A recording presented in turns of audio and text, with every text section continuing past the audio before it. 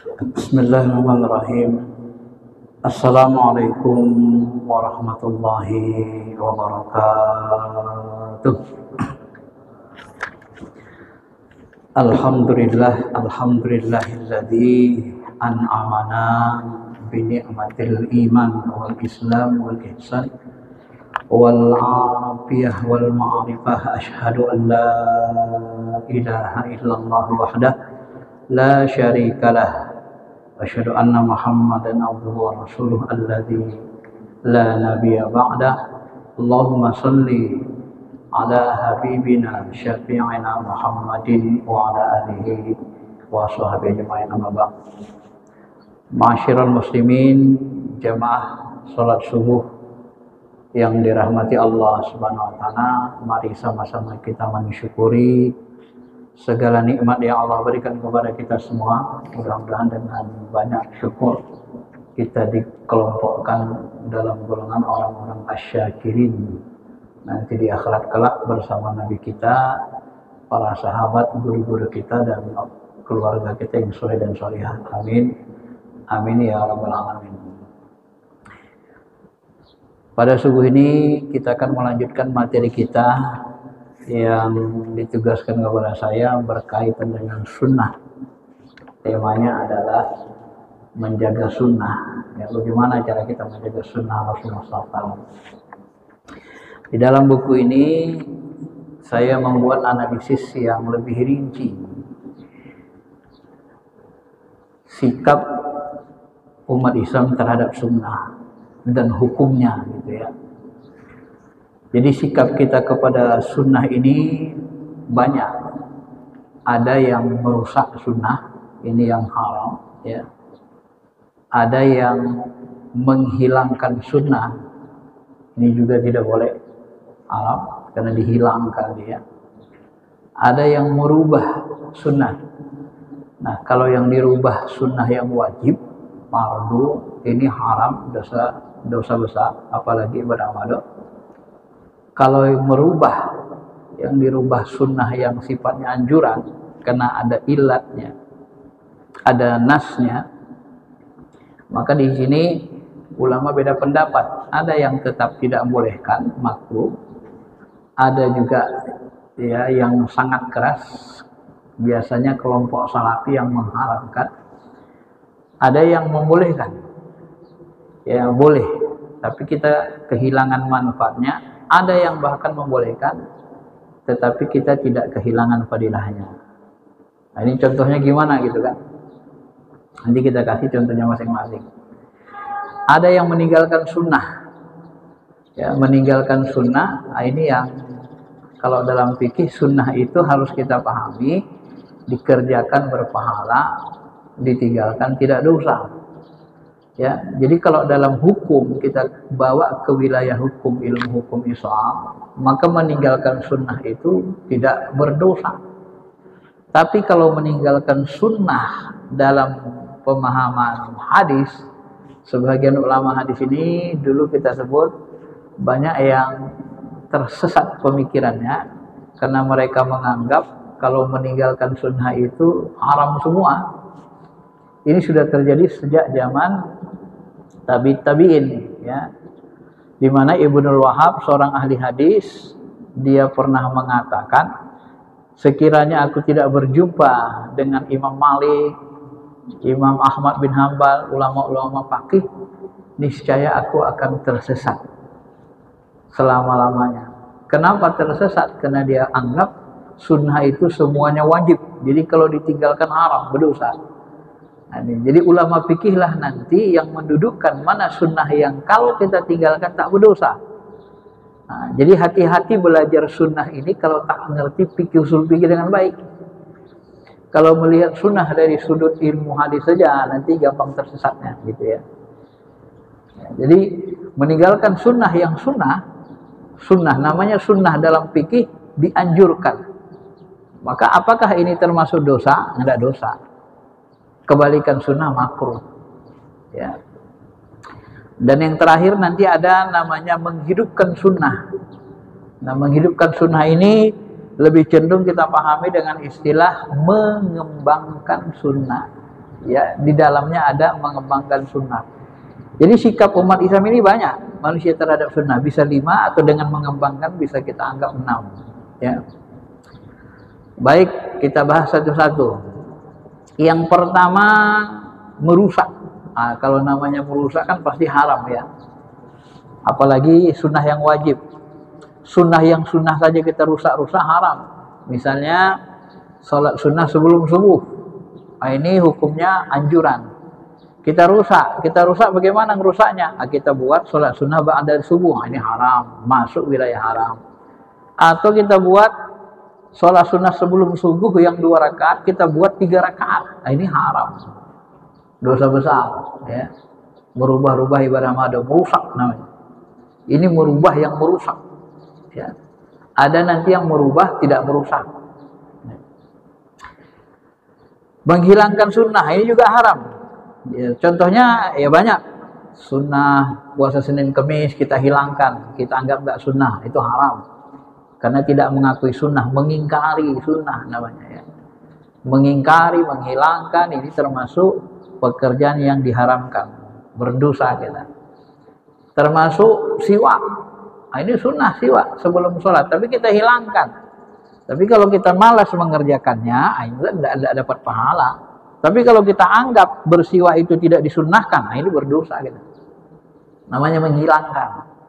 Ya, ini harus diteliti pelan-pelan, detail, biar ilmunya duduk, biar pemahamannya nggak nyangkut-nyangkut. Ya, seperti sebahagian masyarakat kita nyangkut nanti dalam memahami sunnah ini, sehingga semua yang berbeda, mukhalaf atau sunnah berbeda dianggap bertabrakan, berbeda, berselisih, bertabrakan itu beda maknanya. Ya.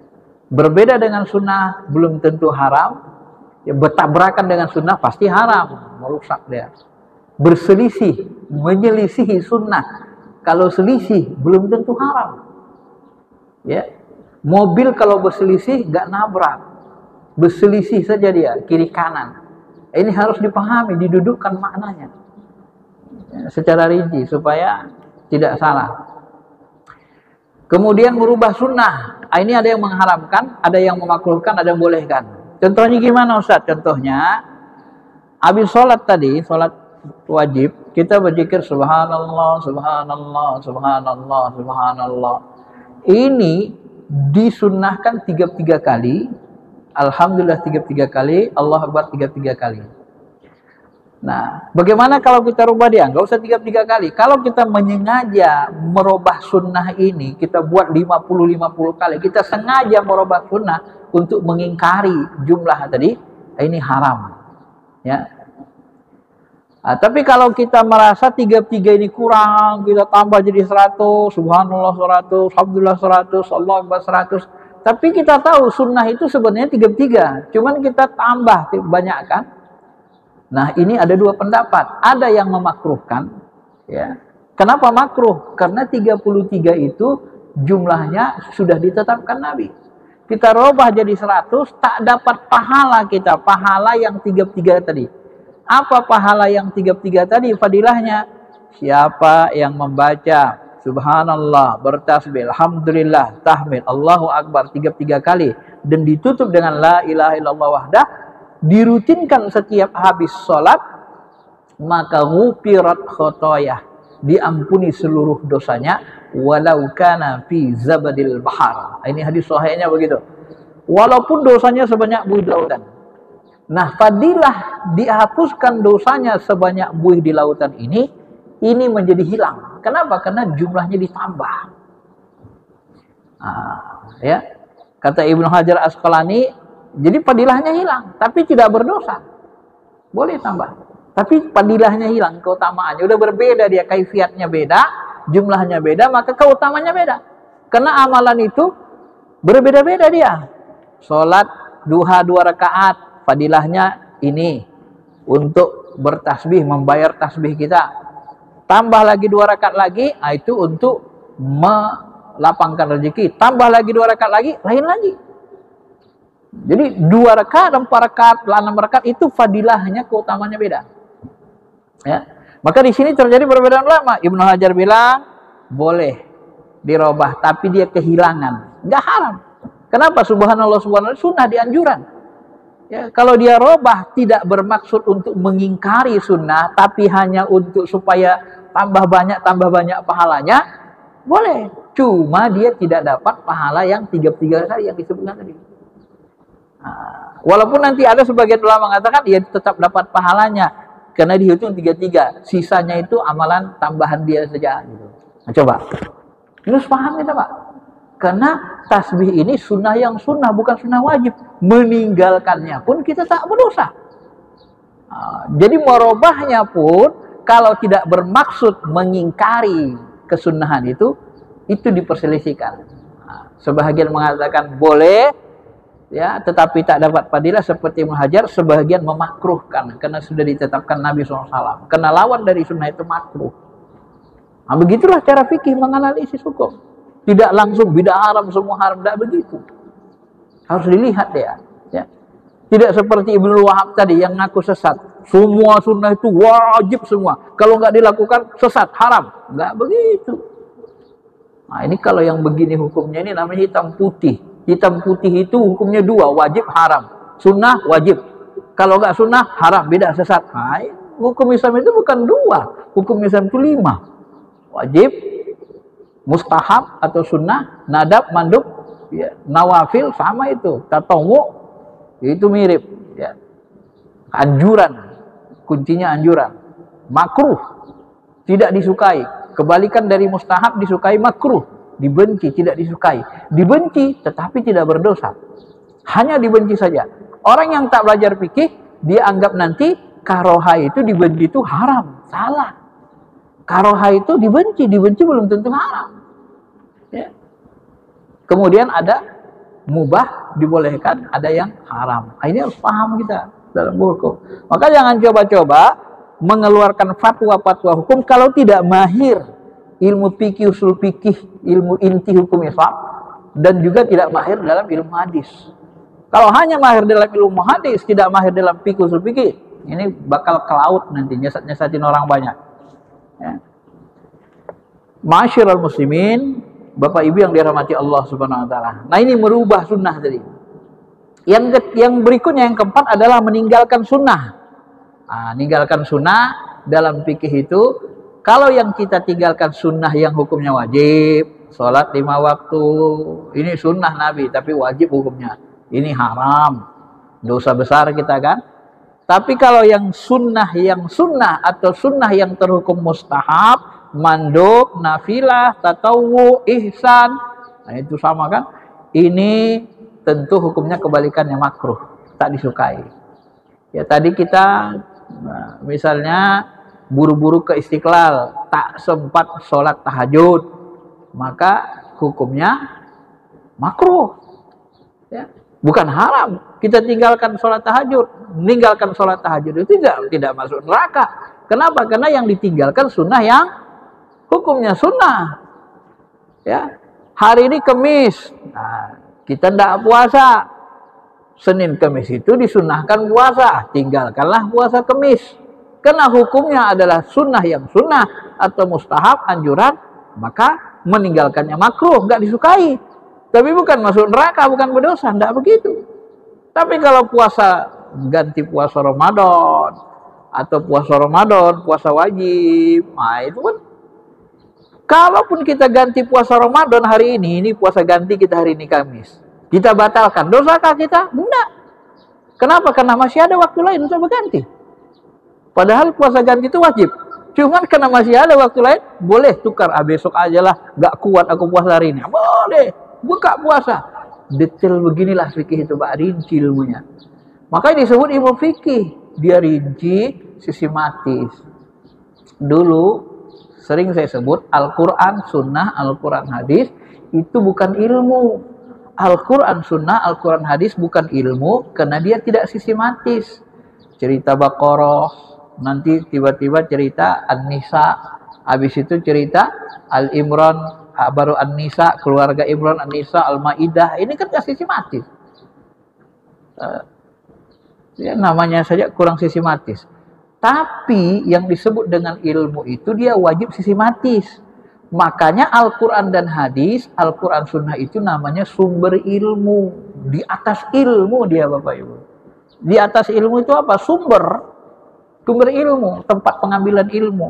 Begitu diambil ayat-ayat tentang hukum Islam, lahirlah ilmu fikih. Diambil ayat-ayat tentang hukum keluarga Islam, lahirlah ahwalus syakhsiyah.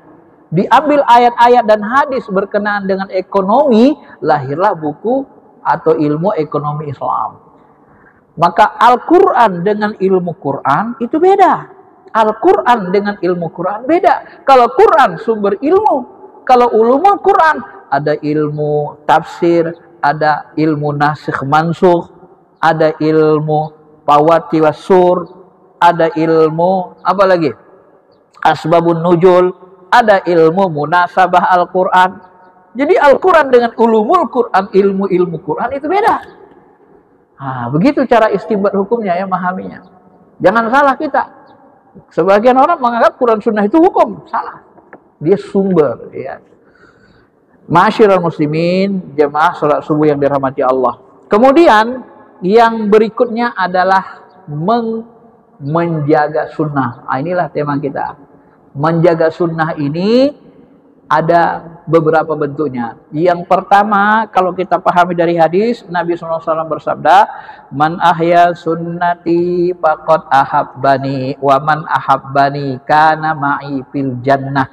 Barang siapa yang menghidupkan sunnahku, maka dia telah mencintaiku.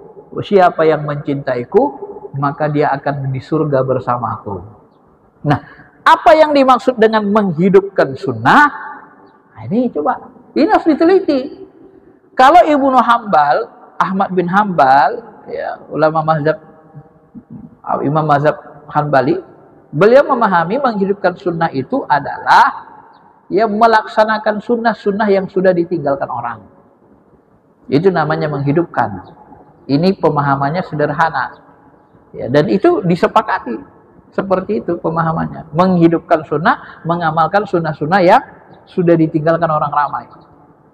Nah, kalau kita teliti dari sisi bahasa lebih dalam lagi, menghidupkan sunnah itu, nah, coba ambil bahasa Indonesianya, ambil maknanya. Hidup itu apa? Ciri-ciri hidup apa? Sesuatu yang hidup, dia punya ciri. Yang pertama bergerak. Bergerak berarti diamalkan. Satu. Yang kedua, semua makhluk hidup namanya berkembang. Manusia dari kecil berkembang. Remaja, dewasa, tua. Ya, tumbuh-tumbuhan hidup berkembang. Kecil, pendek, naik, sedang, kemudian tinggi. Jadi makhluk hidup itu berkembang. Kalau batu ini dia tidak makhluk hidup dalam ilmu modern kita, maka batu tidak berkembang. Jamit. Tisu ini benda mati, dia tidak berkembang. Jadi yang berkembang itu adalah makhluk hidup. Maka sifat hidup itu berkembang.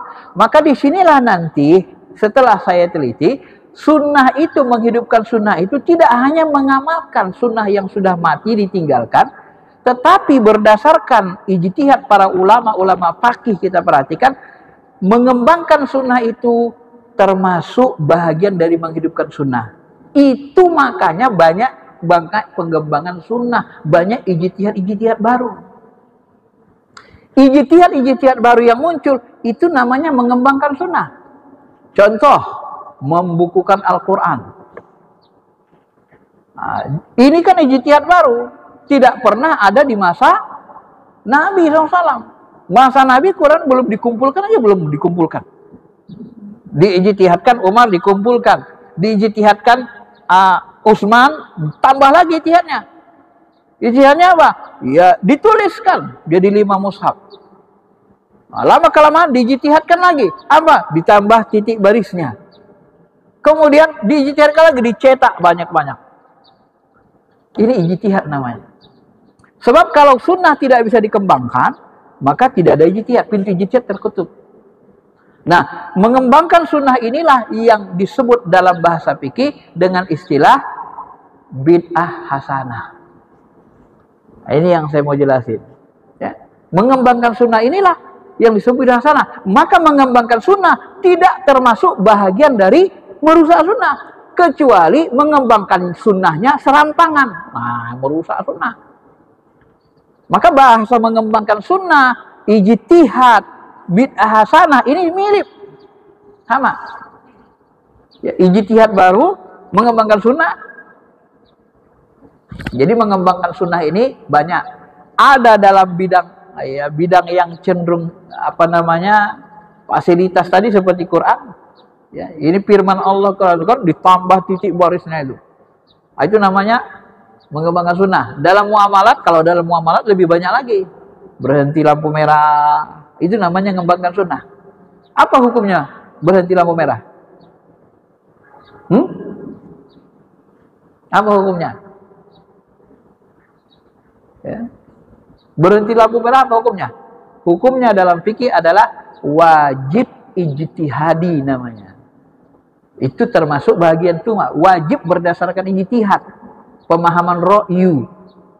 Ijtihad itu membutuhkan pemahaman ra'yu dengan nilai-nilai Quran. Kok berani Ustaz mengatakan wajib? Iya, sebab kalau nggak ada lampu merah kita nggak berhenti, macet tuh perapatan jalan itu. Ya. Kalau macet, kita nyusahin orang ramai, nyusahin diri sendiri. Nyusahin orang ramai hukumnya apa? Haram. Jelas kan? Akliyah, gampang dicerna. Nah, itu namanya mengembangkan sunnah. Tapi dalam muamalah, dalam muamalah banyak sekali. Mendirikan pesantren, bangunan pesantren. Zaman Nabi nggak ada pesantren. Universitas nggak ada.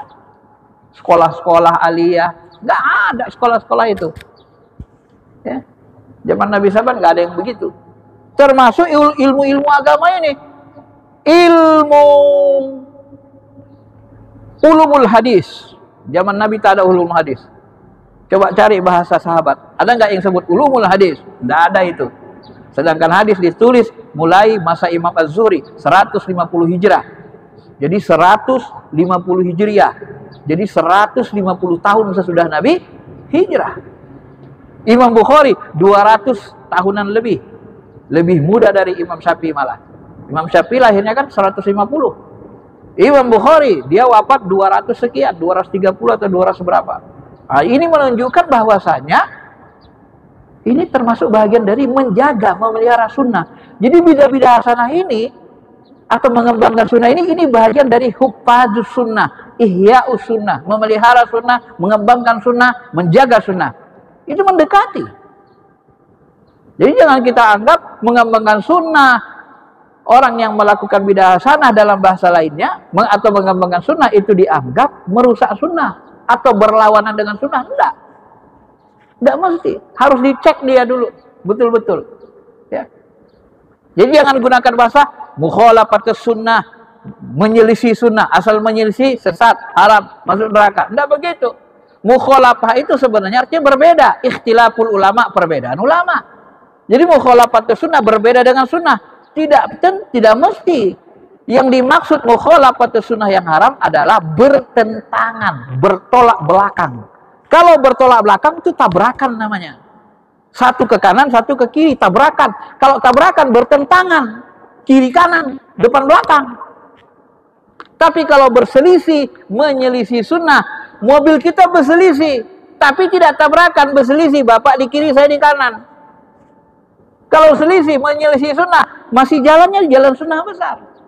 Berbeda namanya, berbeda dengan sunnah, itu tidak mesti haram. Maka nanti banyak ijtihad dilakukan. Kalau dalam ibadah madu saya contohkan, tapi ya ibadah madu puro, sholat sunnah sebelum Jumat. Ini menurut sebagian ulama, Nabi tidak melakukannya. Tak ada sholat sunnah sebelum Jumat. Nah, ulama kita ini merata melakukan sholat sunnah sebelum Jumat. Rata-rata, kecuali yang berpegang kepada tekstual sunnah tadi. Apakah itu haram? Kata ulama, tidak. Dari mana itu datangnya? Pertama, dari perintah hadis. Sebelum kalian melaksanakan sholat wajib, laksanakanlah sholat ringan, sholat sunnah. Itu perintah umum. Ada dalil umumnya. Yang kedua, sebagian ulama mengkiaskan. Dalilnya kias. Gimana itu kias, Ustaz? Sholat Jumat itu menggantikan sholat Zuhur, benar? Bapak kalau sholat Jumat, sholat zuhur lagi nggak? Nggak lagi kan? Berarti sholat Jumat menggantikan zuhur. Pertanyaannya, sholat zuhur ada nggak qobliyahnya? Ada. Loh, kenapa sholat Jumat dihilangkan qobliyahnya? Maka diijtihadkan ulama, boleh sholat sunnah sebelum Jumat. Berdasarkan petunjuk hadis umum dan berdasarkan kias. Kenapa? Karena Jumat menggantikan zuhur.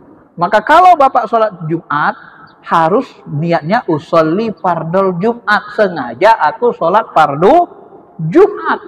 Jangan Bapak niatkan usolli sunnatul Jumat. Kalau usolli sunnah Jumat, sengaja aku sholat sunnah Jumat, sholat sunnah Jumat tidak bisa menggugurkan kewajiban zuhur.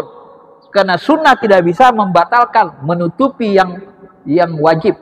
Maka Bapak wajib sholat zuhur lagi di rumah. Maka ada orang karena dianggap niatnya sunnah, sholat Jumat itu sunnah muakkad, dia niat sunnah, maka setelah kembali sampai di rumah dia sholat zuhur lagi 4 rakaat. Kenapa? Karena dia menganggap sholat sunnah Jumat itu sunnah. Maka tidak bisa. Yang wajib hanya bisa ditutupi yang wajib. Nah, itu logika akalnya sederhana. Tapi banyak orang kadang-kadang lalai. Mana bisa yang sunnah menutupi yang wajib? Tidak bisa. Tidak setara, Pak. Ya. Maka yang wajib harus ditutupi yang wajib, baru setara, berimbang. Ya. Nah, ini dalam ibadah mahdoh, mengembangkan sunnah namanya. Menghidupkan sunnah. Kemudian, baru-baru ini polemik lagi. Maulid Nabi. Nah, ini maulid. Ini kan termasuk, kalau bahasa fikihnya termasuk menjaga sunnah. Kok berani-beranian Ustadz mengatakan itu menjaga sunnah? Kita perhatikan cara berhukumnya. Maulid Nabi itu isinya apa? Yang pertama tablik akbar. Ya kan? Kita ngundang Ustadz besar, ngundang Ustadz dia ceramah. Tablik akbar ceramah hukumnya apa? Sunnah, dakwah. Kemudian setelah tablik akbar itu apalagi yang adanya acaranya? Nanti panitia ngasih makanan, kue atau nasi. Berarti ada sedekah. Jadi tablik akbar sedekah. Oke? Lihat isinya. Kemudian setelah sedekah ngapain lagi? Silaturahmi. Wah, jumpa yang jarang ke masjid, yang nggak pernah ke masjid karena datang Ustadz kondang, datang dia, duduk dia. Nah, ini kan biasanya kalau Buya Hamka bilang kan, orang Islam ini kan ada macam-macam. Kalau mau lihat orang Islam beneran, lihatlah sholat Idul Adha, Idul Fitri. Nah, itu orang Islam lah itu, bener. Kalau dia hadir sholat Idul Adha, Idul Fitri, Islam.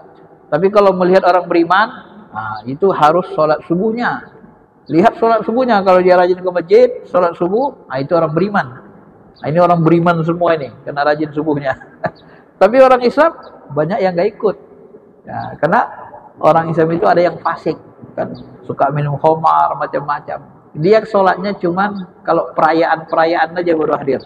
Nah, makanya dibuat maulid ini, di perayaan-perayaan besar, tablik akbar ini, untuk narik orang-orang itu tadi. Yang malas ke masjid, mudah-mudahan kebuka pikirannya. Ya. Mudah-mudahan sampai hidayah itu sama dia. Itulah salah satu tujuannya dibuat metodologi. Jadi maulid ini termasuk bagian dari metodologi dakwah. Ya. Di dalamnya ada sedekah, di dalamnya ada silaturahmi, di dalamnya ada ta'jim ar-rasul. Maka ulama membuat dalil, wa may yu'azzim sya'airallah fa innahu min taqwal qulub. Siapa yang mengagungkan syiar-syiar agama Allah. Syiar agama Allah itu apa? Dia mengingatkan manusia kepada hari kelarihan Sayyidul Alam. Diingatkan manusia. Apalagi zaman sekarang. Ya, kalau zaman Nabi, sahabat tiap hari jumpa Nabi, tak diingatkan sama Nabi pun tiap hari jumpa. Kalau sekarang, jangankan jumpa Nabi, ngingat Nabi aja orang sudah sedikit. Diingatkan aja, nggak mau ingat. Lebih suka dia ngingat artis kan? Lebih suka dia lihat, ngingat siapa? Sinetron, film sinetron. Lah kalau nggak diingatkan terus-menerus, hukum mengingat Allah dan Rasulnya apa? Mengingat Allah, zikrullah, mengingat Rasul saja sudah berpahala kita. Nah, coba itu. mengingatkan manusia kepada Rasulullah saja, itu sudah berpahala kita. Bagaimana bisa masuk neraka? Jadi amalan ini diramu, dikumpul, amalan sunnah tabligh akbar, bebas waktu, amalan sunnah sedekah, bebas waktu, amalan sunnah silaturahmi, bebas waktu, amalan sunnah mengingatkan manusia kepada Rasulullah, sirah nabawi, bebas waktu. Nah, diamalkan dalam satu waktu, satu forum, momen, hari kelahiran Rasul. Ini digabung amalan sunnah-sunnah ini. Ini kan menghidupkan 4 sunnah tadi. Kok bisa masuk neraka? Coba pikir dengan logika yang benar. Kok bisa-bisanya masuk neraka? Sesat. Nah, ada yang mengatakan yang menyebabkan sesatnya maulid itu adalah ketika mereka merayakan maulid, mereka percaya ruh Rasulullah SAW hadir. Nah, itu pula. Ini sisinya. Saya mau katakan, kalau berkaitan dengan ruh, jangan pakai ilmu fikih. Nah, sesat lagi kita nanti. Kalau bicara tentang ruh, pakai ilmu ruhani namanya, ilmu ruh. Ilmu ruh itu apa? Dibahas dalam ilmu tasawuf, ilmu tarekat. Alam ruh itu di mana? Nah, ini sudah dijelasin ilmunya. Alam ruh itu di mana, Pak? Bapak punya ruh nggak? Jangan-jangan ruhnya udah nggak ada, ini diam semua. Bapak punya ruh nggak? Hah? Punya. Ruh Bapak mana? Mana ruh Bapak? Saya ini ruh saya. Saya tunjuk ini ruh. Tapi nunjuknya pakai rasa. Pakai tangan tidak bisa. Karena nggak kelihatan mata dia. Ini ruh saya. Yang gerakkan ini. Bapak lihat tangan? Kepala saya gerak. Yang gerakkan itu ruh saya. Benar? Benar? Iya.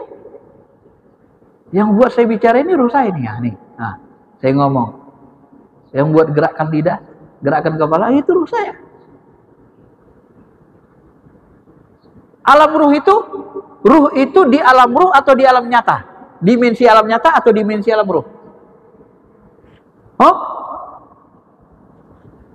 Nah, ini masuk kita ilmu ruh kalau membahas ruh. Ruh itu dia berada di dimensi alam ruh. Ya namanya ruh. Kalau dia di alam nyata, dia kelihatan. Buktinya sampai hari ini kita nggak bisa lihat ruh kita, benar? Pakai mata kepala nggak bisa.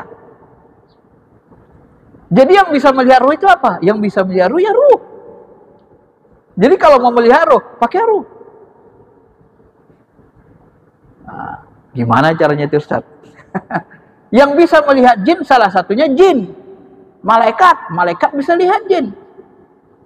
Jin bisa lihat jin. Yang bisa lihat ruh. Gimana caranya, Ustaz? Itu kan ada ilmunya. Nah, jadi alam ruh itu, ma'asyiral muslimin, dia di balik ruang kosong ini. Orang meninggal, ruhnya keluar, dia di balik ruang kosong ini kan. Jangan Bapak kira alam ruh itu di langit sana, entah di mana-mana. Enggak. Dimensi alam ruh di balik ruang kosong ini. Dimensi di balik ruang kosong ini ada surga, ada neraka. Ya, di balik ruang kosong ini ada arasy, di balik ruang kosong ini ada Allah Subhanahu wa taala. Wilayatul zat. Semuanya di sini dimensinya. Maka kalau dijahirkan Allah semua makhluk di dimensi, setiap dimensi, ini kita nabrak jin, nabrak malaikat, penuh ini bumi ini. Kalau dijatuhkan lubang jarum dari langit, pasti kena kepala. Kalau nggak kepala manusia, kepala jin, kepala malaikat. Saking ramainya nih makhluk ini. Ini kita tabrakan terus. Kalau ditunjukkan.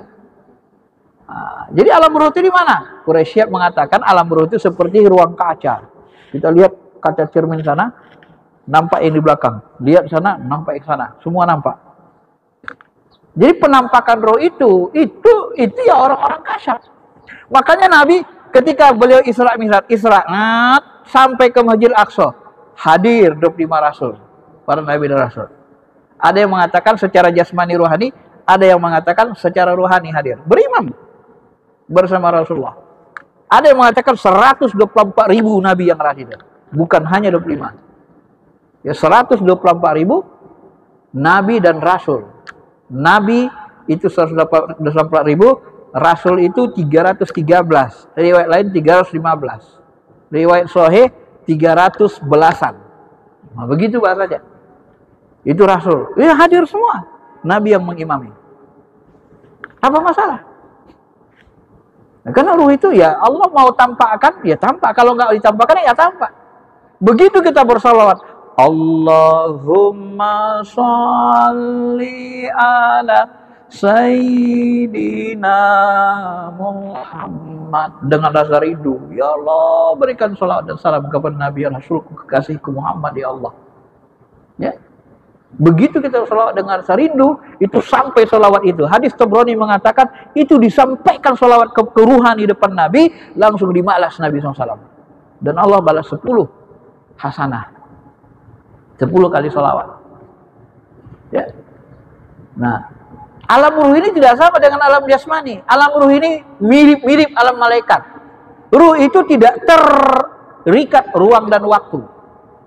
Jangan Bapak kira ruh itu terikat ruang waktu.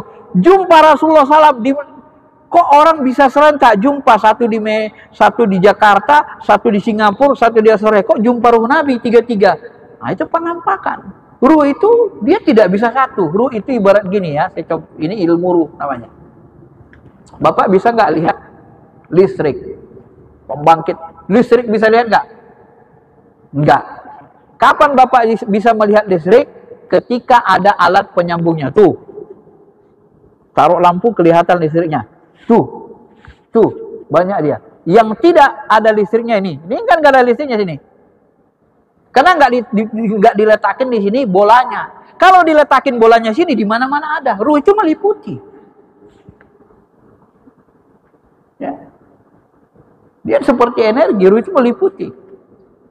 Dia nanti jadi bersosok ketika kita sudah punya jasad, dimasukkan ke dalam jasad, namanya jiwa. Kenapa dia bentuk seperti bersosok kita? Untuk penanda saja.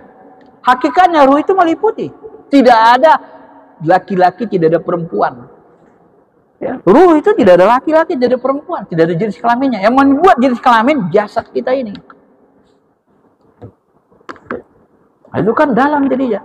Jadi kalau pas kita maulid bersolawatan, nah tambah lagi, solawatan 5. Solawatan, tiba-tiba kelihatan ruhani Rasul datang, ditampakkan Allah, hadir ruhani Rasul. Apa masalah? Apa masalah? Itu khurafat, kepercayaan yang nggak betul. Nah, saya kasih tahu. Ketika Utsman mau wafat, ruhani Nabi hadir, ruhani Abu Bakar hadir, ruhani Utsman hadir. Cuma ulama menyebutnya dengan istilah mimpi. Kasyaf itu mirip sekali dengan mimpi. Hampir tidak beda.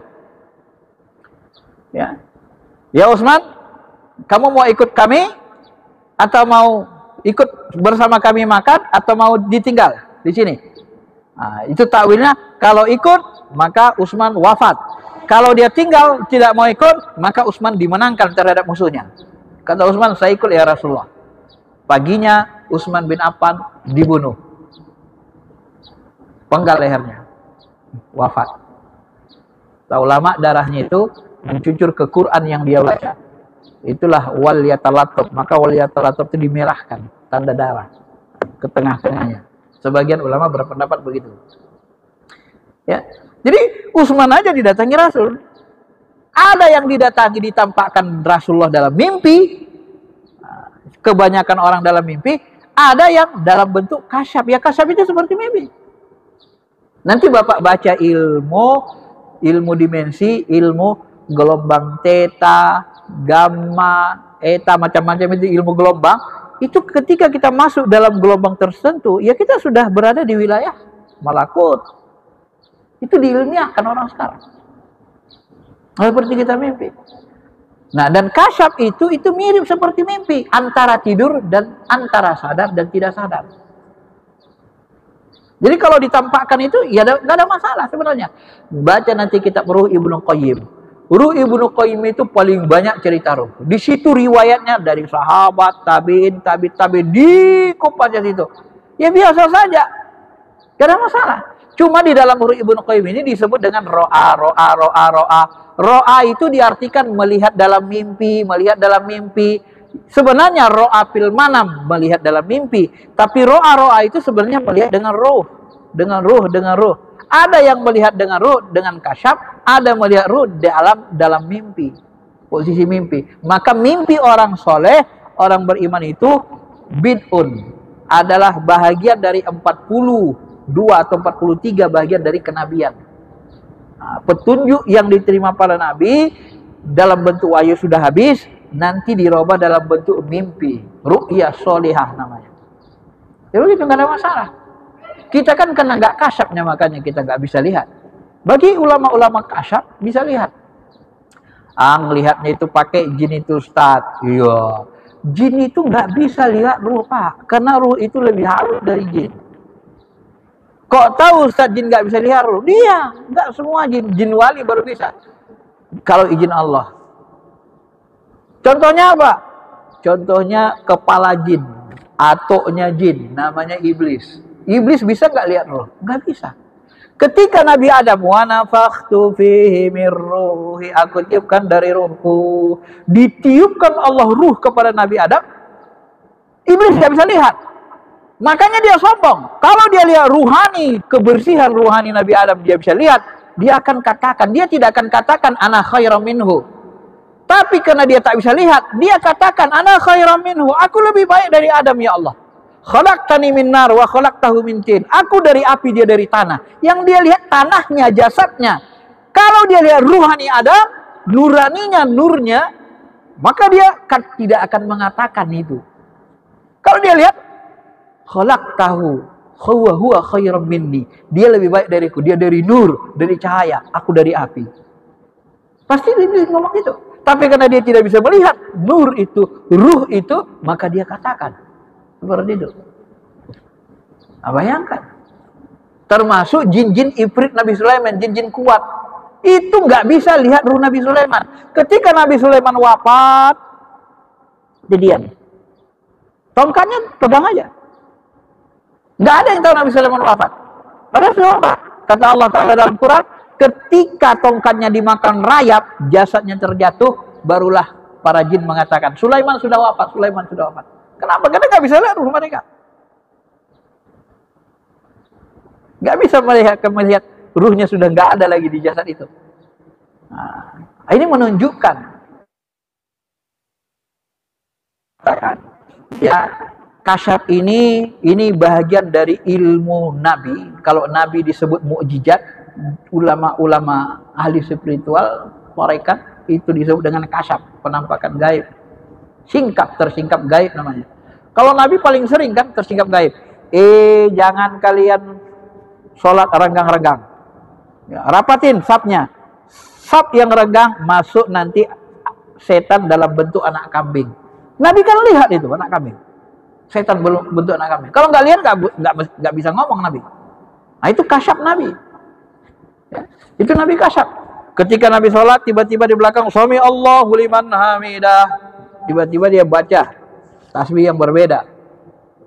Siapa tadi yang bertasbih? Waktu itu tidak. Saya Rasul. Aku melihat 12 malaikat menopang tasbih. Rasul di depan. Dia lihat itu malaikat di belakang. Menopang tasbih itu naik ke langit. Maka kata Nabi, hei sahabat, jangan kamu kira aku di depan kalian atau di belakang, aku nggak bisa lihat kalian di belakang. Kalian di belakang aku, di depan aku, sama saja aku bisa melihatnya, kata Rasul. Melihatnya pakai ruhani. Itu hadis sahih. Ya. Itu tingginya si perintah Nabi SAW. Gak ada yang mengalahkan. Nabi bisa lihat. Maka malaikat di belakang dia bisa lihat macam-macam. Oh itu mukjizat hanya untuk Rasul. Silahkan datangkan dalil. Ilmu yang seperti itu hanya boleh dimiliki Rasul. Mana dalil ayatnya? Mana dalil hadisnya? Kenapa Anda membatasi hanya untuk Rasul, sementara Allah dan Rasulnya tidak batasi? Tidak ada penjelasan. Mana dalilnya? Hanya berlaku buat Rasul. Tidak ada. Yang berlaku buat Rasul mukjizat besar Al-Quran. Ya. Tidak ada. Maka untuk yang tidak Rasul namanya karomah. Kasyaf. Kenapa kita membatasinya? Untuk Rasul sendiri, sementara Allah tidak pernah ngomong begitu, Nabi juga tidak pernah ngomong begitu. Bahkan Nabi mengatakan, sekiranya kalian tidak diwajibkan menguburkan mayat, niscaya kudoakan pada Allah supaya kalian bisa dengar azab kubur. Nah, Nabi sudah ngomong kayak gitu, wanti-wanti. Sekiranya tidak wajib kalian menguburkan mayat, kudoakan kepada Allah, kumintakan semuanya kalian bisa dengar azab kubur. Sebab bahaya kalau semua kita bisa dengar azab kubur, gak ada orang nanti mau menguburkan mayat. Begitu bawa keranda ke kuburan, menjerit sana sini, yang megang kuburan kan, di kuburan megang keranda kan bingung, mau kemana ini, semuanya jerit kan gitu. Akhirnya terganggu. Nah, kalau bahasa saya, bahasa lain, semua makhluk bisa mendengar azab kubur kata Nabi, kecuali jin dan manusia. Binatang bisa dengar, ayam bisa dengar. Maafnya, ruhani ayam lebih tinggi nggak ruhaninya daripada para nabi dan para wali? Nggak usahlah para nabi. Nabi oke, para wali. Masa wali songo ruhaninya lebih rendah dari ayam? Ayam aja bisa lihat dengar kubur, azab kubur. Ayam aja bisa lihat malaikat. Kalau kau dengar ayam berkukuk di pagi hari, di subuh hari, dia melihat malaikat. Ayam aja bisa lihat malaikat. Masa wali Allah nggak diizinkan lihat malaikat? Sekali-kali dikasih dong sama Allah. Ini ilmu ruhani namanya. Jadi membahas sesuatu itu pakai ilmunya masing-masing. Kalau kita membahas ilmu ruh pakai fikih nggak ketemu. Membahas ruh pakai ilmu ruh, maka pelajari semua. Baru sempurna ilmu kita, zahir batin. Apabila kamu mendengar suara anjing, atau bengaung segala tengah malam, dia melihat setan. Anjing, ayam, anjing lihat setan, lihat jin, ya. Ayam lihat malaikat. Wali Allah nggak bisa lihat ayam, nggak bisa lihat malaikat, nggak bisa lihat jin, nggak mungkin terjadi. Ini kan bego namanya. Masa lebih utama ruhani spiritual ayam sama anjing dari wali? Wali itu spiritualnya tinggi, dia asa dengan zikrullah. Masa sesekali nggak diizinkan Allah melihat? Maka aneh kan? Orang yang tidak mengerti ilmu ruh tapi mengklaim itu sesuatu yang khurafat. Kenapa? Karena dia tak punya ilmu tentang itu. Wala taqfu ma laisa laka bihi ilmun. Jangan kamu ikuti orang yang nggak punya ilmu. Ngomong dia, tapi nggak ada ilmunya di situ. Nggak usah ikuti. Ketika kamu meninggal, perhatikan mata mayat. Mayat yang meninggal itu matanya semuanya rata-rata kebelalak. Tahu kenapa? Hadis Sahih Muslim mengatakan setiap ruh orang mau meninggal, matanya melihat ruhnya kemana dia pergi. Ruhnya keluar ke atas, maka matanya ngikut lihat ke atas. Mau meninggal saja pun dikasih Allah, dibukakan hijab, diperlihatkan kita dengan ruh kita sendiri, diperlihatkan kita dengan malaikat. Maka bahasa yang mengatakan, mereka melihat ruh pakai jin, mereka lihat jin pakai jin, itu bahasa orang tak berilmu. Kalau ada klaim seperti itu bahasa yang tidak mengerti ilmu spiritual. Jangankan malaikat, jangankan jin, Allah saja bisa dikenali zatnya, bisa dilihat menurut ulama besar sahabat Ibnu Abbas, Mujahid. Kalau Allah yang maha gaib saja bisa dipandang, dilihat zatnya, bagaimana dengan yang di bawah itu, jin, malaikat? Jangan batasi kekuasaan Allah. Allah yuridu ma yasha. Dia berkehendak, dia bukakan hijabnya. Dia tidak berkehendak, dia tutup. Penutupan hijab adalah rahmat. Sebab kalau kita semua dibukakan hijab, kita susah hidupnya. Bapak mau ke toilet, mau buang air kecil, jumpa jin, bulu ini jin, banyak ini besar. Ini jin di mana-mana ada. Di masjid ini banyak jin Islam. Tapi kita tak lihat. Kalau kita lihat terlalu besar, kita lihat di mukanya jelek, jadi mengganggu sama kita. Hijab bagi kita itu secara umum adalah rahmat. Tapi untuk membuktikan kebenaran ilmu Allah, dia tunjukkan yang gaib itu kepada para nabi, para wali. Dia tunjukkan supaya ada yang benar-benar meyakinkan kita itu benar ada.